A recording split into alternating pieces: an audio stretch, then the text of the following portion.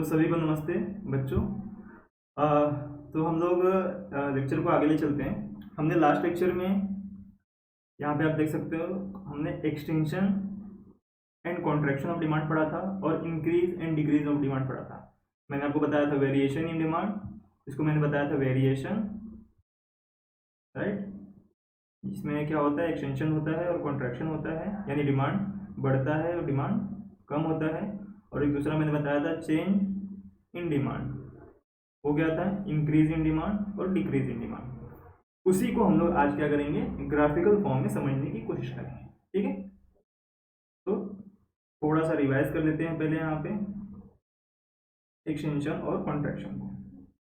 बोलना नहीं, एक्सटेंशन और कॉन्ट्रैक्शन किस में आता है, वेरिएशन इन डिमांड को। So extension and contraction of demand कब होता है ये, when change in demand, change in quantity demanded of a commodity is caused by change in its own price। मैंने आपको बताया था लेक्चर में, फिजिकल लेक्चर में, कि जब किसी प्रोडक्ट के प्राइस की वजह से उसका डिमांड कम ज्यादा होता है तो उसे बोलते हैं एक्सटेंशन और कॉन्ट्रैक्शन ऑफ डिमांड। सिर्फ price, other thing being constant, बाकी सब क्या रहेगा, सेम रहेगा। सिर्फ प्राइस बढ़ रहा है तो डिमांड कम होना चाहिए और प्राइस कम हो रहा है तो डिमांड बढ़ना चाहिए। जब ऐसी सिचुएशन है जब प्राइस की वजह से डिमांड कम ज़्यादा हो रहा हो तो हम लोग कहेंगे एक्सटेंशन या कॉन्ट्रैक्शन ऑफ डिमांड। समझ गए, सिर्फ प्राइस जिम्मेदार होना चाहिए यहाँ पे, बाकी सारे फैक्टर्स क्या होने चाहिए, कांस्टेंट होने चाहिए, ठीक है। तो आओ एक एक करके समझते हैं। तो एक है, पहला है एक्सटेंशन ऑफ डिमांड, यानी डिमांड का बढ़ना। क्या है ये, अदर थिंग बीइंग इक्वल, बाकी सब सेम होना चाहिए, व्हेन क्वांटिटी डिमांडेड इंक्रीजेस, यहाँ पे क्या बात हो रही है, increases due to fall in own price of commodity. Demand क्या हो रहा है, इंक्रीज हो रहा है कब, जब उसके खुद के प्राइस में गिरावट आ रही है, यानी प्राइस जब नीचे जा रहा है यानी कम हो रहा है। तो कहने का मतलब कि जब प्राइस कम हो और डिमांड बढ़े, प्राइस के वजह से, प्राइस कम होने की वजह से डिमांड बढ़े, तो कहते हैं एक्सटेंशन ऑफ डिमांड, ठीक है। प्राइस कम होने की वजह से डिमांड बढ़े, याद रखना। यहाँ पे एक टेबल दिया है समझाने के लिए, ये है प्राइस का कॉलम, प्राइस ऑफ एक्स, और ये क्वांटिटी डिमांडेड, तो ये demand of x, right, x मतलब प्रोडक्ट। तो जब प्राइस 5 रुपये थी तो जो कंज्यूमर कितना डिमांड कर रहा था, 1 यूनिट, ठीक ना। और जब प्राइस कम हो गई, यहाँ पे गिर गई, 1 रुपया प्राइस हो गया, तो कितना डिमांड करने लगा, 5 यूनिट, यानी डिमांड ज्यादा करने लगा, ठीक ना। ये तो लिखा है, डिस्क्रिप्शन क्या है, fall in own price of commodity, खुद के कमोडिटी के प्राइस में, खुद क्या है ना, एक्स का खुद का प्राइस है, दोनों 5 रुपया भी था और 1 रुपया भी है। जब 5 था तो 1 यूनिट डिमांड हो रहा था, और जब 1 रुपया हुआ एक्स का प्राइस तो 5 यूनिट डिमांड होने लगा। तो fall in own price of commodity lead to rise in quantity demanded, इसमें बढ़ोतरी करता है डिमांड में, right. When the price of good X is 5 rupees, ऊपर का ही डिस्क्रिप्शन नीचे लिखा है। तो जब एक्स का 5 रुपया था तो क्या हुआ, 1 unit is demanded, 1 unit demand किया जा रहा था। When price reduces to 1 rupees, 5 से कहाँ पे आ गया, 1 रुपये पे आ गया, रिड्यूसेस टू का मतलब है 1 रुपये पर आया, 1 रुपया कम नहीं हुआ बोल रहा है, 1 रुपये पर आया। जब 1 रुपये पर आ गया, demand extended to 5 units, demand extended, यहाँ पे डिमांड एक्सटेंड हुआ है, बढ़ा है, कितना, 5 यूनिट। तो extension of demand is indicated by a downward movement along the demand curve from point A to point B. तो यहाँ पे देखो नीचे ग्राफ दिया है डाउनवर्ड स्लोपिंग के फॉर्म में। कैसे, हम क्या पढ़ रहे हैं, एक्सटेंशन ऑफ डिमांड। तो जब प्राइस 5 रुपये थी तो कितना डिमांड किया गया, 1 यूनिट। तो जो ग्राफ बना है वो कैसे बना है, वो ऐसे बन गया, राइट। और जैसे ही प्राइस 5 से गिरकर 1 रुपये पे आ गया, यानी 1 रुपया प्राइस हो गया, तो डिमांड जो है वो क्या हो गया, वो बढ़ गया, आगे की तरफ चला गया। यहाँ पे ये 5 में डिमांड होने लगा। क्या हो रहा है, पहले जो पॉइंट यहाँ था, अब पॉइंट वो कहाँ आ गया, यहाँ पे, डिमांड यहाँ पे, इसलिए क्या हो रहा है, ये डाउनवर्ड स्लोपिंग है from A to B, right, demand का। आई होप समझ गए।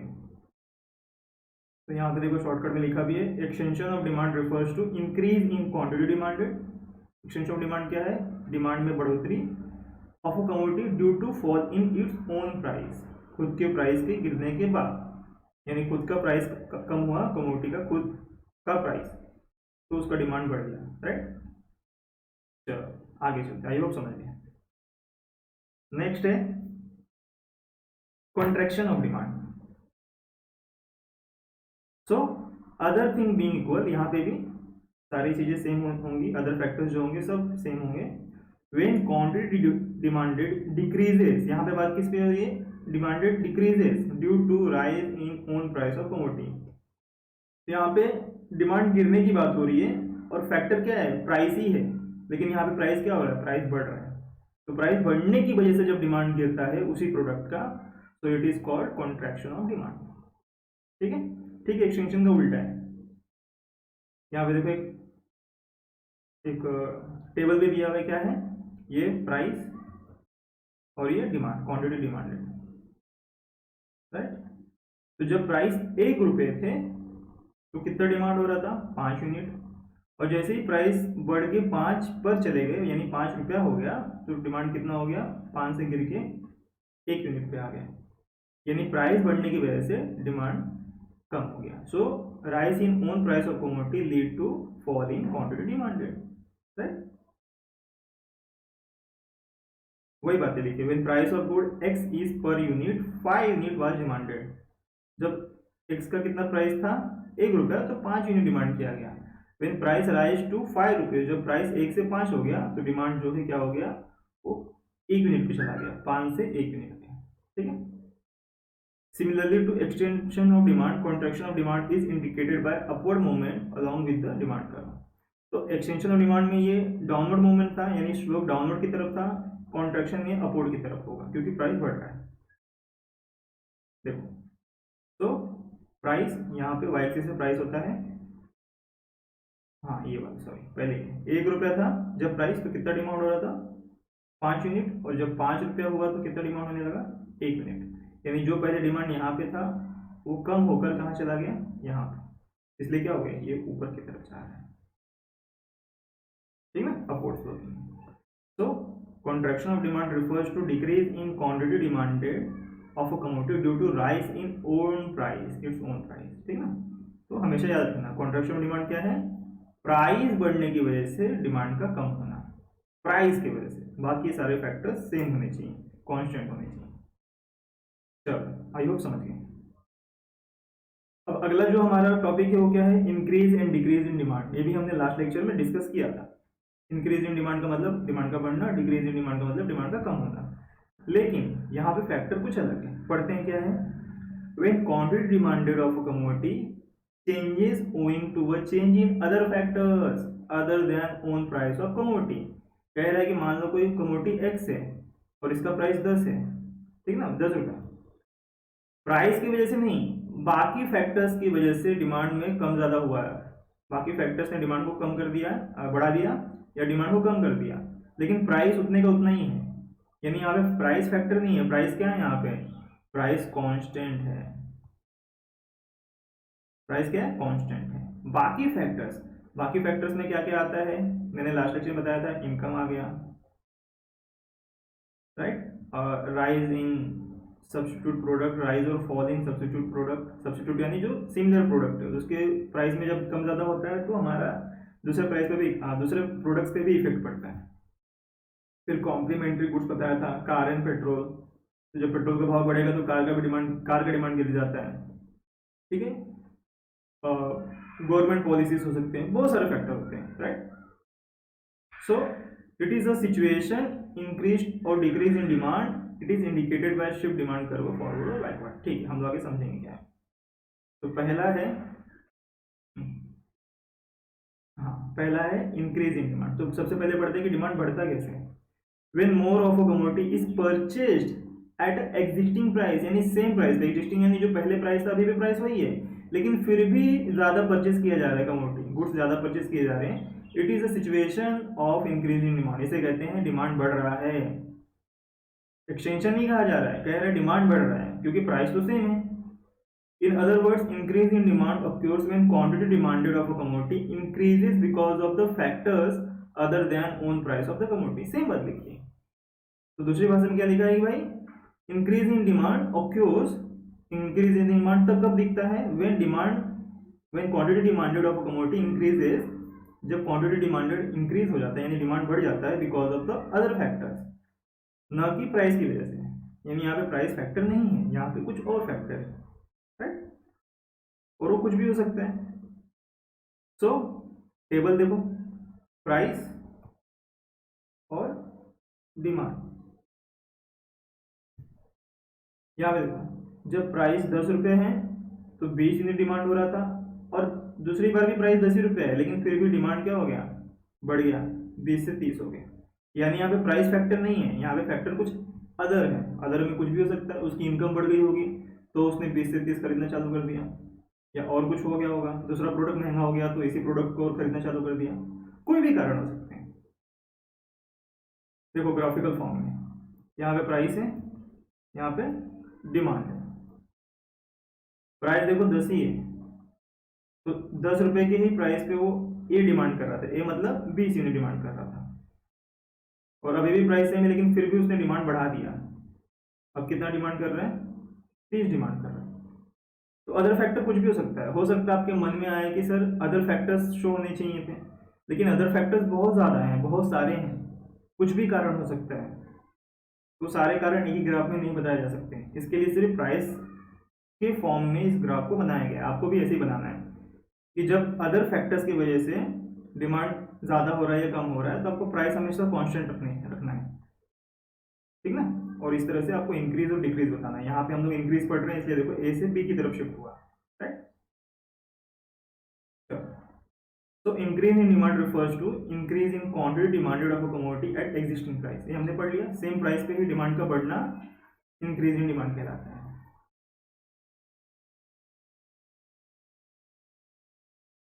ये भी समझ लेते हैं एक, राइट।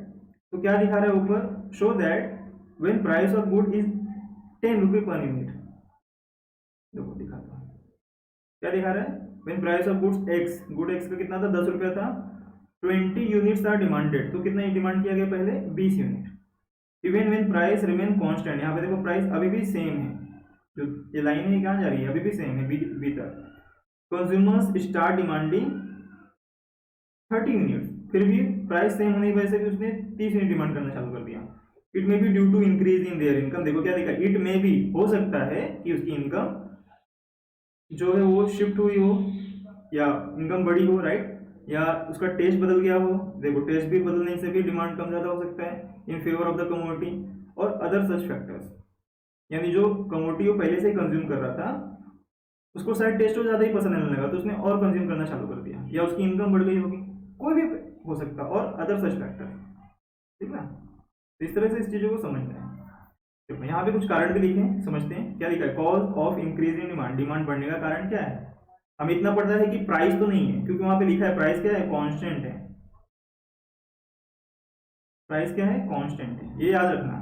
एक्सटेंशन और कॉन्ट्रैक्शन में प्राइस इंपॉर्टेंट है और बाकी सब कांस्टेंट है। यहाँ पर इंक्रीज और डिक्रीज में प्राइस कांस्टेंट है और बाकी सब इंपॉर्टेंट, यानी बाकी सब फ्लक्चुएट हो रहे हैं, राइट। तो increase important causes increase in demand as under, पहला when income of the consumer increases, ये हमने समझा, सीधी सी बात है ना, आपके पास पैसे ज्यादा आएंगे तो आप ज्यादा चीजें खरीदोगे, जो नहीं होगी खरीदना स्टार्ट कर दोगे, right. When price of substitute goods increase है, सब्स्टिट्यूट गुड्स मैंने देखो आपको बहुत अच्छा एग्जांपल दिया था, टी और कॉफी। तो यहाँ पे हम लोग सब्स्टिट्यूट गुड्स मान लेते हैं कॉफी को, ये सब्स्टिट्यूट गुड्स है, और टी जो है हमारा मेन है जो हम ऑलरेडी पी रहे हैं, ठीक है ना। एग्जाम्पल पकड़ लेते हैं, ऑलरेडी हम लोग क्या कर रहे हैं, पी रहे हैं, ज्यादा मतलब प्रेफर करते हैं, हमारा ये मेन प्रोडक्ट है। दोनों की प्राइस मान लेते हैं 10 रुपये है, एग्जाम्पल, ठीक ना। अब होगा क्या, टी ने तो कुछ नहीं किया, टी उतना ही प्राइस है, कॉफी ने अपना प्राइस क्या कर दिया, कम कर दिया, सॉरी कॉफी ने अपना प्राइस क्या कर दिया, बढ़ा दिया। यहाँ पे क्या लिखा है, when price of substitute increases, yes, तो कॉफी ने अपना प्राइस क्या कर दिया, 10 से 15 कर दिया। तो क्या होगा मालूम है, जो टी वाले लोग हैं ना, सॉरी कॉफी वाले लोग हैं ना, वो टी की तरफ आ जाएंगे। वापस समझा रहा हूँ, दोनों का प्राइस सेम था, राइट। अब कॉफी ने क्या किया, सब्स्टिट्यूट प्रोडक्ट्स ने अपना प्राइस बढ़ाकर 15 कर दिया, 10 से 15। तो जो कॉफी पीने वाले लोग हैं वो भी टी की तरफ आ जाएंगे, यानी टी का डिमांड क्या हो जाएगा, बढ़ जाएगा। तो ये क्यों हो रहा है, जबकि टी का प्राइस तो सेम ही है। देखो यहाँ पे हमारा फैक्टर क्या है यहाँ पे कि प्राइस सेम ही है, तो यहाँ पे भी प्राइस सेम है, किसी और ने अपना प्राइस बढ़ा दिया, इसकी वजह से उसका डिमांड हमारी तरफ यानी टी की तरफ घूम गया। तो किसी प्रोडक्ट का प्राइस नहीं बढ़ने के बाद भी डिमांड बढ़ रहा है, इसका मतलब सब्स्टिट्यूट गुड्स भी हो सकता है कारण, right. When price of complementary goods falls, complementary goods falls, complementary goods क्या होता है, एक के ऊपर दूसरा निर्भर, जैसे कि पेट्रोल और कार। तो हम लोग यहाँ पे कार को मेन प्रोडक्ट मान लेते हैं और पेट्रोल को कॉम्प्लीमेंट्री पकड़ लेते हैं। तो कॉम्प्लीमेंट्री गुड्स के जब प्राइस गिरते हैं, तो यानी कॉम्प्लीमेंट्री गुड्स यानी पेट्रोल अगर सस्ता हो गया तो लोग क्या करेंगे, लोग सोचेंगे यार पेट्रोल सस्ता हो गया तो कार ज़्यादा खरीदते हैं, मतलब कार का डिमांड बढ़ेगा, सीधी सी बात है, पेट्रोल पे खर्चा कम होगा तो कार की डिमांड बढ़ जाएगी। तो कार की डिमांड बढ़ेगी तो क्या हो रहा है, इंक्रीज इन डिमांड। जबकि कार वाले ने प्राइस अभी उतना ही रखा है, कार का प्राइस नहीं कम ज़्यादा हुआ है, पेट्रोल का प्राइस कम हुआ है। तो पेट्रोल के प्राइस को कम होने की वजह से कार का डिमांड जो है बढ़ेगा, इसको बोलते हैं कॉम्प्लीमेंट्री इफेक्ट। देखो अब बोलोगे सर यहाँ पे तो प्राइस फैक्टर है ना, लेकिन प्राइस फैक्टर किसका है, दूसरे का है। हम जिस प्रोडक्ट की बात कर रहे हैं उसका प्राइस तो सेम ही है, कार का प्राइस यहाँ पे सेम है, दूसरा कोई प्रोडक्ट है जो उससे रिलेटेड है, कॉम्प्लीमेंट्री प्रोडक्ट पेट्रोल, उसका प्राइस गिरा है, ठीक ना। चलो सॉरी ज्यादा नीचे चला गया। व्हेन टेस्ट या preferences of the consumer shifted in favour of commodity, in favour of commodity, यानी अगर मान लो कोई एक्स कमोडिटी यूज कर रहे हैं ऑलरेडी, या कोई वाई कमोडिटी, एक्स और वाई कमोडिटी है, एक्स के फेवर में टेस्ट और प्रेफरेंसेस कंज्यूमर्स का बढ़ा तो सीधी सी बात है ना, एक्स का डिमांड बढ़ेगा। वही मान लो कभी वाई के फेवर में टेस्ट और प्रेफरेंस बढ़ा तो वाई का डिमांड बढ़ जाएगा। सीधा सीधा मतलब ये है कि किसी प्रोडक्ट की तरफ झुकाओ, लगाओ, या उसका टेस्ट अच्छा लग रहा है, उसका यूजेस अच्छा लग रहा है, तो सीधी सी बात है उस प्रोडक्ट का डिमांड क्या होगा, इंक्रीज होगा। ड्यू टू फैशन और क्लाइमेट, तो रीजन कुछ भी हो सकता है, फैशन भी हो सकता है या क्लाइमेटिक कंडीशन भी हो सकती है। अब क्लाइमेटिक कंडीशन का मतलब होता है कि जैसे हम लोग ठंडी में गर्म चीजें खाना पसंद करते हैं, हम लोग खाना पीना पसंद करते हैं, हम लोग टी और कॉफी ज्यादा प्रीफर करते हैं गर्मी ठंडी में, क्योंकि उससे बॉडी को गर्मी मिले। तो ये क्लाइमेटिक रीजन है, यहाँ पे प्राइस फैक्टर नहीं है, ठीक ना। When availability of commodity is expected to reduce in near future, देखो क्या लिखा, अवेलेबिलिटी, स्टॉक की कमी हो जाएगी आने वाले टाइम में, अगर ऐसा लगता है किसी को तो आज ही ज्यादा खरीदना स्टार्ट कर देगा, जबकि प्राइस सेम। जैसे देखो कोरोना में हुआ था, कोरोना जब स्टार्ट हुआ था तो बहुत लोगों ने क्या किया, सबको पता चल गया कि 21 दिन तक शॉप बंद रहेंगी, तो लोगों ने जिस दिन लॉकडाउन लगा उसके 1-2 दिन में ही लोगों ने बहुत सारा स्टॉक खरीद के रखना स्टार्ट कर दिया, यानी प्राइस तो सेम था, फिर भी लोगों ने अपनी डिमांड इंक्रीज की, डिमांड ज़्यादा हो गया। क्यों, क्योंकि लोगों को लगने लगा कि आगे चल के स्टॉक अवेलेबल नहीं होगा, ठीक ना। तो आप ध्यान से देखोगे तो इन पांचों में प्राइस फैक्टर है ही नहीं। जिस प्रोडक्ट की बात हो रही है, अगर मान लो प्रोडक्ट एक्स के डिमांड की कम ज़्यादा होने की बात हो रही है, तो प्रोडक्ट एक्स का डिमांड, प्रोडक्ट एक्स के प्राइस में कुछ फ्लक्चुएशन नहीं हो रहा है। अगर प्राइस में फ्लक्चुएशन हो भी रहा है तो किसी और के, वो कोई सब्स्टिट्यूट प्रोडक्ट हो सकता है और कोई कॉम्प्लीमेंट्री गुड्स हो सकता है। तो बाकी सब फैक्टर्स देखो, इनकम फैक्टर हो सकता है डिमांड बढ़ने का, लोगों के टेस्ट और प्रेफरेंस हो सकते हैं, और स्टॉक अवेलेबिलिटी हो सकता है। लेकिन जिस प्रोडक्ट की बात हो रही है उसका प्राइस तो सेम ही है, उसके प्राइस में कोई कम ज़्यादा नहीं हुआ है, राइट। चलो नेक्स्ट है increase in demand. When less of a commodity is purchased at its existing price, it is a situation of demand decrease in demand। ध्यान देना, when less of a commodity is purchased, जब कोई product है उसको कम खरीदा जा रहा है at existing price, price same है फिर भी डिमांड कम कर रहे हैं, it is situation of decrease in demand, तो उसे कहेंगे decrease in demand. In other words, दूसरे शब्दों में कहें तो decrease in demand occurs when quantity demanded of a commodity decreases because of the factors other than it's own price. क्या कह रहे हैं कि किसी प्रोडक्ट एक्स से प्रोडक्ट एक्स का प्राइस सेम है, लेकिन सेम प्राइस पे भी डिमांड गिर रहा है, क्यों, क्योंकि अदर फैक्टर्स रोल अदा कर रहे हैं। अदर फैक्टर्स कौन से हो सकते हैं, जो हमने ऊपर 5 पढ़े, वही फैक्टर्स, इनकम हो सकता है, सब्स्टिट्यूट प्रोडक्ट का प्राइस हो सकता है, कॉम्प्लीमेंट्री गुड्स का प्राइस हो सकता है, और टेस्ट और प्रेफरेंसेस हो सकते हैं, या कंज्यूमर्स की उम्मीदें हो सकती हैं फ्यूचर को लेकर। तो ये सेम 5 रीजन है। लेकिन क्या हो रहा है, इसमें डिमांड गिर रहा है। हो सकता है इनकम कम हो गई हो सकता है सब्स्टिट्यूट प्रोडक्ट का प्राइस कम हो गया हो सकता है कॉम्प्लीमेंट्री गुड्स का प्राइस बढ़ गया हो, टेस्ट ऑफ प्रेफरेंस जो है इस प्रोडक्ट के प्रति कम हो गया हो, राइट। सेम सेम रीजन यहाँ पे देखो टेबल में प्राइस और quantity demanded, right. Price x, price 10 है, था तो भी 30 यूनिट डिमांड हो रहा था, अभी भी प्राइस 10 ही है लेकिन फिर भी डिमांड गिर गया है, यानी अदर फैक्टर्स ने रोल अदा किया है। यहाँ पे प्राइस तो सेम है, क्या दिख रहा है, प्राइस सेम है ना दोनों में, फिर भी डिमांड गिर गया है, यानी कुछ और बात है।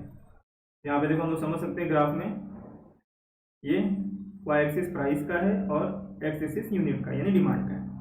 तो जब 10 रुपये प्राइस था तो 30 यूनिट डिमांड कर रहे थे, ए सबसे पहले यहाँ पे डिमांड था, लेकिन अभी भी प्राइस सेम है, उसके बावजूद क्या हो गया, डिमांड गिर गया, यानी डिमांड कम हो गया, 20 से 30 की तरफ आ गया, सॉरी 30 से 20 की तरफ आ गया, यानी कुछ और फैक्टर्स है जिन्होंने रोल अदा किया है। सिंपल सी बात है, इतना कॉमन सेंस लगना चाहिए।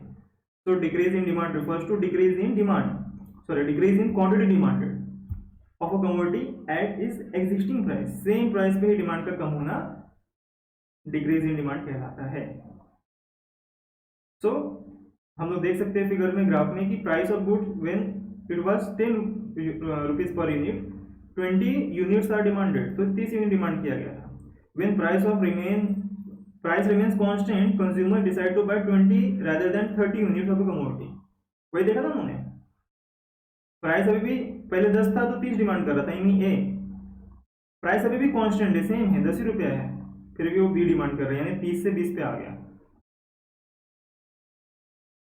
तो it may be due to decrease in their income और loss of taste for the commodity और सच अदर फैक्टर। तो कारण क्या हो सकते हैं, उसका इनकम कम हो गया होगा इसलिए उसने डिमांड कम कर दिया उस प्रोडक्ट का। उसका हो सकता है टेस्ट उस प्रोडक्ट को लेके खराब हो गया हो, या टेस्ट बदल गया हो, उस टाइप का, उस टेस्ट का प्रोडक्ट यूज नहीं करना चाहता हो। होता है ना कभी कभी, हम भी बचपन से देखते आ रहे हैं कि हमारा मन अलग अलग चीज़ों को लेके बदलता रहा है। बचपन में हमें चॉकलेट टॉफीज वगैरह ज़्यादा पसंद थी, फिर हम बड़े हुए आइसक्रीम वगैरह खाना की चालू कर दी, फिर आइसक्रीम में भी बहुत वैरायटी हो गई, फिर खाने में भी बहुत सारी वैरायटी हो गई। आज हमारे पास बहुत सारी चॉइसेस है और हमारे टेस्ट बदलते रहते हैं, जैसे ही कुछ नया मिलता है तो हम पुराने वाले को कम करके नए वाले पे चले जाते हैं, राइट। तो नेचुरल है।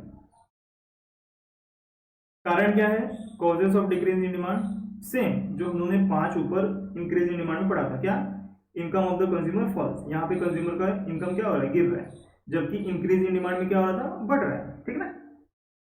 When price of substitute goods decreases, हम लोगों ने जब इंक्रीज इन डिमांड में पढ़ा था तो वहां पे प्राइस ऑफ सब्स्टिट्यूट गुड्स क्या था, इंक्रीज हो रहा था, लेकिन यहाँ पे क्या हो रहा है, price of substitute goods decrease हो रहा है। इसको समझाता हूँ वापस से, वही सेम टी कॉफी, हमने क्या वहां पे दिया था कि टी का जो प्राइस, कॉफी का जो प्राइस है उसने बढ़ा दिया, 10 से 15 कर दिया था, याद होगा, राइट। तो क्या हो गया था, टी का डिमांड बढ़ गया था। यहाँ पे क्या हो रहा है, टी का, हम लोग पॉइंट क्या बढ़ रहा है, डिमांड जो है गिर रहा है, किसका, टी का। क्यों गिर रहा है, क्योंकि कॉफी ने अपना प्राइस कम कर दिया, यानी दोनों का प्राइस 10-10 था, कॉफी ने अपना 10 से 5 कर दिया है। तो जो टी वाले हैं वो भी किस तरफ चले जाएंगे, कॉफी की तरफ, तो टी का डिमांड क्या होगा, गिरेगा ना। तो हम लोग यहाँ पे टी की बात कर रहे हैं, हमारा मेन प्रोडक्ट क्या है, टी है, कॉफी क्या है यहाँ पे, सब्स्टिट्यूट है, सब्स्टिट्यूट प्रोडक्ट है। तो जब सब्स्टिट्यूट प्रोडक्ट का प्राइस गिरता है तो लोग उस प्रोडक्ट की तरफ भागने लगते हैं, तो जो हमारा मेन प्रोडक्ट है टी, उसका प्राइस, उसका डिमांड जो है गिर जाता है, right. When price of complementary goods increases, इसके पहले जब हमने इंक्रीज में पढ़ा था, यानी कि जब इंक्रीज इन डिमांड पढ़ रहे थे तो वहां पे इसका प्राइस डिक्रीजेस था, यहाँ पे क्या हो रहा है, बढ़ रहा है। कैसे, सेम पेट्रोल का, एक कॉम्प्लीमेंट्री गुड्स से एक दूसरे पे निर्भर है, पेट्रोल का प्राइस बढ़ गया, अब पेट्रोल महंगा हो रहा है तो क्या करेंगे, कार को खरीदना कम कर देंगे, जबकि कार का प्राइस तो अभी भी सेम ही है, लेकिन पेट्रोल महंगा हो रहा है इसलिए लोगों ने कार खरीदना कम कर दिया। तो इसको बोलते हैं कॉम्प्लीमेंट्री गुड्स के प्राइस का इंक्रीज होना हमारे मेन प्रोडक्ट के डिमांड में डिक्रीज होने के हिसाब में होता है ना। मेन प्रोडक्ट क्या है हमारा, कार, कॉम्प्लीमेंट्री गुड्स कौन सा है, पेट्रोल, पेट्रोल का प्राइस बढ़ रहा है इसलिए कार का डिमांड कम हो रहा है।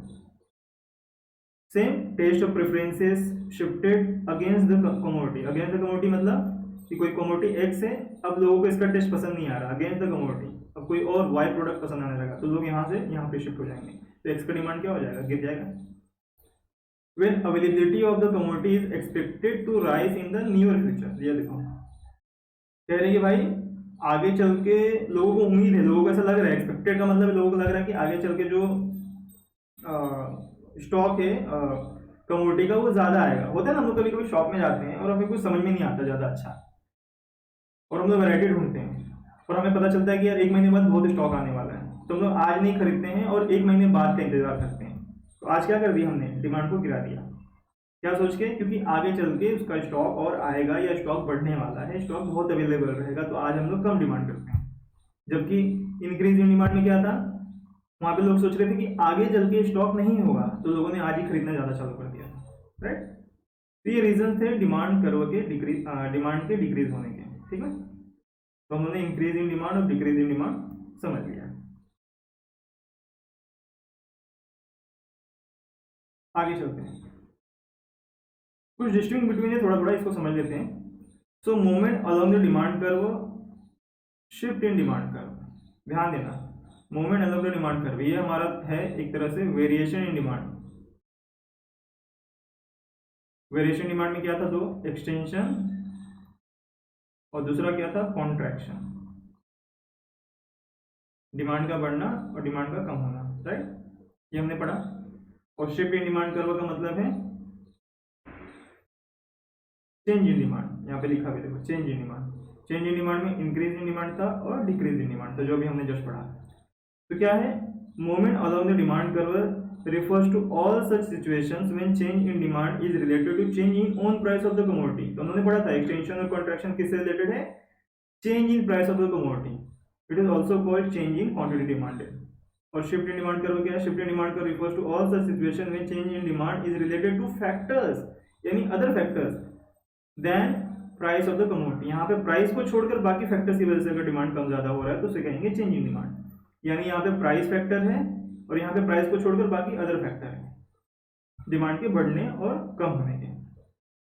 Other determinants of demand other than own price of commodity are assumed to be constant. Yes, यहाँ पे प्राइस को ही मेन दिया जाता है, यानी प्राइस कम होना चाहिए और प्राइस बढ़ना चाहिए डिमांड के लिए, बाकी सब सारे फैक्टर क्या होने चाहिए, कांस्टेंट होने चाहिए। और यहाँ पे own price of commodity is assumed to be constant, यहाँ पे प्राइस को ही कांस्टेंट समझा जाता है, while any other determinants are the demand are changes, और बाकी सब जो डिटरमिनेंट्स है उनकी वजह से डिमांड में कम ज्यादा हो रहा है, ठीक है ना। तो यहाँ पे प्राइस फैक्टर है और यहाँ पे other factors. Diagrammatically it is shown as downward और upward movement along the same demand curve.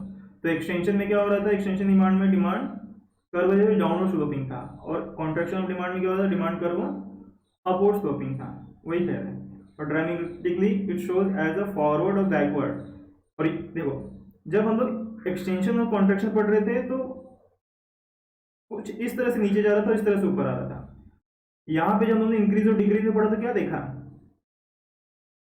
Demand बढ़ रहा है तो ऐसे जा रहा है और डिमांड कम हो रहा है तो ऐसे जा रहा है। ध्यान देना, ये देखो ये कुछ अलग ही शेप में, और यहाँ पे अपवर्ड और बैकवर्ड इस तरह से हो रहा है, ठीक ना। ये दोनों में फर्क है, इसका ग्राफ ऐसे बनेगा इस तरह, और इसका ग्राफ देखो ऐसे तिरछा है, ये चीजें समझनी है, ठीक है। Extension of demand in and increase in demand difference, जबकि दोनों का मतलब डिमांड का बढ़ना ही है, लेकिन डिफरेंस क्या है दोनों में, एक्सटेंशन डिमांड का मतलब भी डिमांड बढ़ रहा है और इंक्रीज इन डिमांड का मतलब भी डिमांड बढ़ रहा है, लेकिन फर्क क्या है, extension of demand refers to decrease increase in demand quantity demanded due to decrease in own price of the commodity. तो एक्सटेंशन ऑफ डिमांड क्या है, जब प्राइस कम होता है और डिमांड बढ़ता है तो बोलते हैं extension of demand. Increase in demand refers to increase in quantity demanded when own price of commodity is constant. और यहाँ पे क्या हो रहा है, प्राइस सेम ही है, कांस्टेंट है, फिर भी डिमांड बढ़ रहा है, यानी अदर फैक्टर्स रोल अदा कर रहे हैं। तो यहाँ पे प्राइस के कम होने की वजह से डिमांड बढ़ रहा है और यहाँ पे प्राइस सेम है तो भी डिमांड बढ़ रहा है, दोनों में फर्क है। तो extension of demand is studied on the assumption that other determinants of demand are constant, price को छोड़ के, अदर देन प्राइस, ठीक ना। तो एक्सटेंशन ऑफ डिमांड में क्या होता है, बाकी सारे फैक्टर्स क्या है, कांस्टेंट है, प्राइस जो है वो कम हो रहा है, ठीक है। और यहाँ पे क्या है, increase in demand is studied on the assumption that own price of the commodity is constant. और यहाँ पे क्या लिया जाता है कि प्राइस को ही कांस्टेंट माना जाता है और बाकी सारे फैक्टर्स को हम लोग देखते हैं कौन कम हो रहा है ज्यादा हो रहा है, लेकिन प्राइस को यहाँ पे कांस्टेंट रखते हैं किसमें, इंक्रीज इन डिमांड में। और जबकि एक्सटेंशन ऑफ डिमांड में प्राइस को ही मेन फैक्टर पकड़ा जाता है, बाकी सबको कांस्टेंट रखा जाता है। Extension of demand lead to downward movement, yes मैंने बताया था ना, एक्सटेंशन ऑफ डिमांड कैसे जाता है, ऐसे जाता है। अगर ये डिमांड ग्राफ है तो एक्सटेंशन ऑफ डिमांड इस तरह से जाता है, पहले डिमांड जो यहाँ था वो शिफ्ट होकर डिमांड यहाँ पे आ जाता है, यानी डिमांड बढ़ जाता है, ठीक है। और यहाँ पे increase in demand lead to forward shift in demand, यानी कि जो पहले डिमांड यहाँ था वो मूव होकर कहाँ चला जाता है, यहाँ पे, यानी ऐसे जाता है डिमांड, ऐसे बढ़ता है आगे की तरफ। और ये कैसे बढ़ रहा है, इस तरह बढ़ रहा है, ठीक है। चलो एक और है कॉन्ट्रैक्शन ऑफ डिमांड और डिक्रीज इन डिमांड। दोनों का मतलब ही क्या है, डिमांड में गिरावट, दोनों का मतलब सेम है, डिमांड में गिरावट, लेकिन कारण अलग अलग है, रीजन अलग अलग है, फैक्टर्स अलग अलग है। क्या, contraction of demand refers to decrease in quantity demanded due to increase in on the price. तो कमोडिटी की प्राइस में बढ़ोतरी होने की वजह से, बढ़ने की वजह से उसकी डिमांड में गिरावट आ गई। तो जब प्राइस की वजह से डिमांड कम होता है, यानी प्राइस बढ़ने की वजह से डिमांड कम हो रहा है, तो उसको बोलते हैं कॉन्ट्रैक्शन ऑफ डिमांड। और वहीं decrease in demand refers to decrease in quantity demanded even when on price of commodity is constant. और यहाँ पे क्या है, प्राइस तो कांस्टेंट है और फैक्टर्स की वजह से डिमांड गिर रहा है, तो इसको कहेंगे decrease in demand. Contraction of demand is studied on the assumption that other determinants of demand other than own price of commodity are constant। Yes same चीजें देखिए भाई, प्राइस को छोड़कर बाकी सब क्या है, प्राइस को छोड़ के प्राइस यहाँ पे फ्लक्चुएट हो रहा है, लेकिन बाकी सब क्या है, कांस्टेंट है। जबकि डिक्रीज इन डिमांड में studied on the assumption that own price of commodity is constant. और जबकि डिक्रीज इन डिमांड में एज्यूम किया जाता है कि भाई जो कमोडिटी का प्राइस है वो क्या होगा, कांस्टेंट होगा, यानी बाकी सब फैक्टर्स रोल अदा कर रहे होंगे। बाकी सब फैक्टर्स में क्या आ गया, इनकम आ गया, टेस्ट प्रेफरेंसेस आ गया, और भी बहुत सारे, राइट। लास्ट है contraction of demand lead to upward movement along the demand curve from right to left. Upward movement मतलब ऐसे बढ़ रहा था, सॉरी ऐसे डिक्रीज, कॉन्ट्रैक्शन डिमांड ऐसे डिमांड कर्व बना था हमारा अपवर्ड की तरफ, राइट, ये राइट साइड है और ये लेफ्ट साइड है, तो राइट टू लेफ्ट की तरफ अपवर्ड हो रहा है, ऊपर जा रहा है, नीचे नहीं ऊपर जा रहा है, ऐसे ही बना था हमारा। और डिक्रीज इन डिमांड कैसा होता है, decrease in demand lead to backward. Backward का मतलब है जो डिमांड यहाँ था यहाँ से शिफ्ट होके अब यहाँ चला गया, यानी जो डिमांड यहाँ था यहाँ से शिफ्ट होके यहाँ चला गया, तो बोलते हैं डिक्रीज, पीछे की तरफ आ गया। और ये भी डिक्रीज ही है लेकिन अपवर्ड डिक्रीज है, ठीक है।